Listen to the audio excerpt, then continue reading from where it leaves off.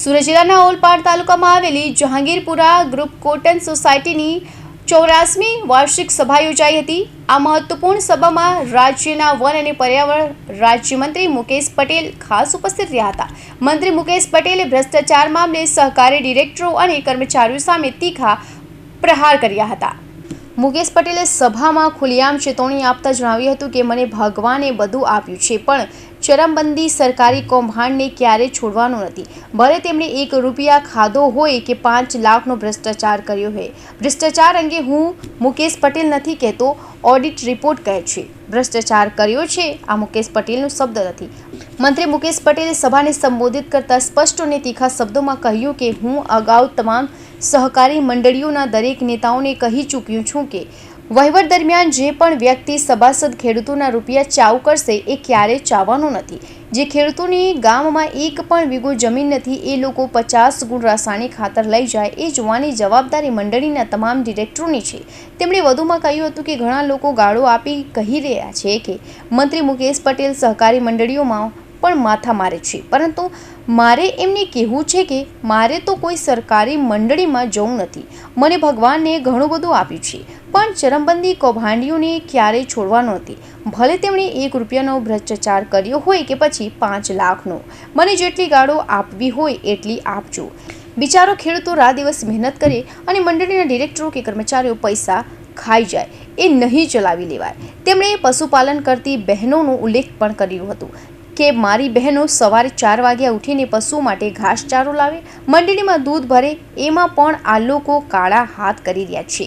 આ વાર્ષિક સભા દરમિયાન મંડળીના પ્રમુખ પિયુષ પટેલ મંડળીનો આર્થિક અહેવાલ રજૂ કર્યો હતો। તેમણે જણાવ્યું હતું કે આ મંડળીની સભાસદ સંખ્યા 2083 છે, જેમાં share capital 4.34 lakh, reserve fund 6.87 lakh અને અન્ય વિવિધ ફંડ મળી કુલ 3.07 કરોડ છે।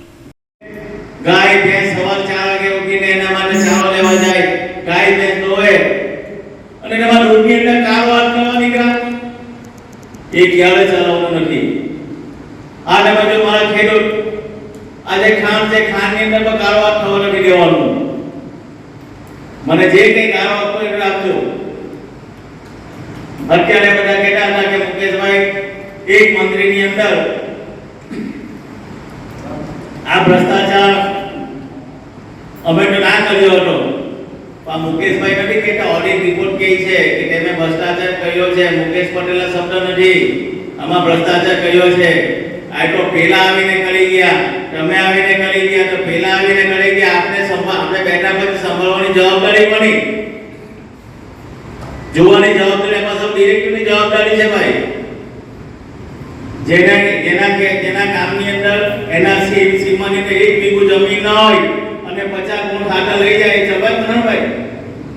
એ ક્યારે ના ચલવાય? હજુ તો શરૂઆત થઈ છે, હજુ ઘણું બધું ઓડિટ નીકળવાનું બાકી છે। બારોબાર ક્રિપ્ટોનું ખાતર બી બારોબાર ટ્રકો બહાર ગઈ છે, એના બી રેકોર્ડ આવી ગયા છે, એનો બી વિડિયો આવી ગયા છે, એ પણ ટૂંક સમયમાં આવવાનો છે।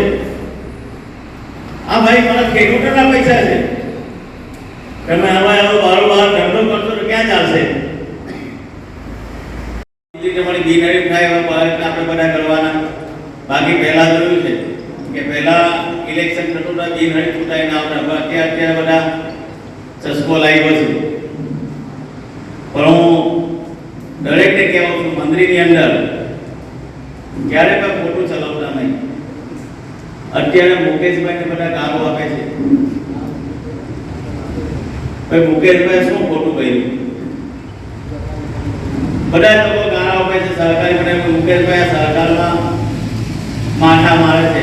મારે કોઈ મંત્રીની અંદર જવું નથી, પણ મારા સભાસદના, મારા ખેડૂતના 1 રૂપિયો ખાસે ને હું છોડવાનું નથી।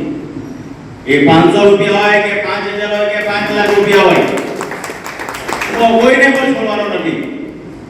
આ મારો બિચારો ખેડૂત રાત દિવસ મહેનત કરે અને આપણે ડિરેક્ટર તરીકે બેસી ગયા હોય, એના પૈસા ખવાતા કે એમને બેસાય